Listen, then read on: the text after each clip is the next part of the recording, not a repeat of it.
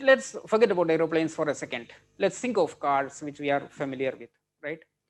When you have when you go to the petrol pump, you go to the diesel pump, you get petrol or diesel depending on the engine of your car, right? You pump that into the engine. Now, what happens in the engine? The petrol or diesel, as the case may be, gets burnt, right? So, the process of burning results in a series of chemical reactions. As a result of these chemical reactions, the energy that is otherwise contained in the fuel or in the fuel, the petrol or diesel, gets released as temperature.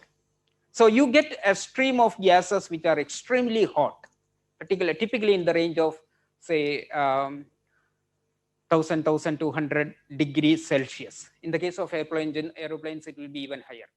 So 1200, 300 degrees Celsius temperature, right? So this manifestation of higher temperature is basically what we call as thermal energy. In fact, temperature is a measure of thermal energy.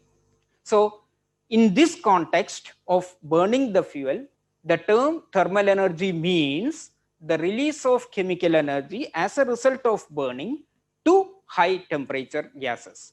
So actually what we have after the combustion, after the burning, is a mixture of gases, right? As you know, as you have studied in chemistry, you will have carbon dioxide, you will have carbon monoxide, you may have oxides of, you may have other components like other hydrocarbons, etc. So this mixture, which is produced after the burning process, will be at a very high temperature. And this, the energy that the mixture contains by virtue of its high temperature is what we call as thermal energy. And in the context of aeroplanes, burning happens similar to the way that we just discussed. And the thermal energy is the same as we just mentioned, that is the high temperature, the energy contained in the stream of high temperature gases, which is eventually converted to high velocity stream. How aeroplanes land? Yeah, good question actually. It's actually the reverse of it.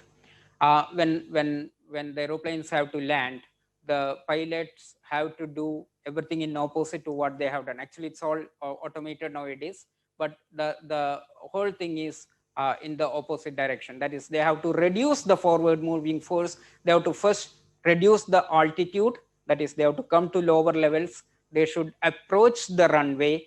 They should touch the runway gradually and then move forward and keep applying the brake.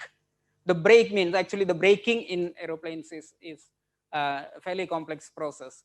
But what they are eventually doing is they are trying to reduce the force, the moving force. You cannot bring it down all on a sudden.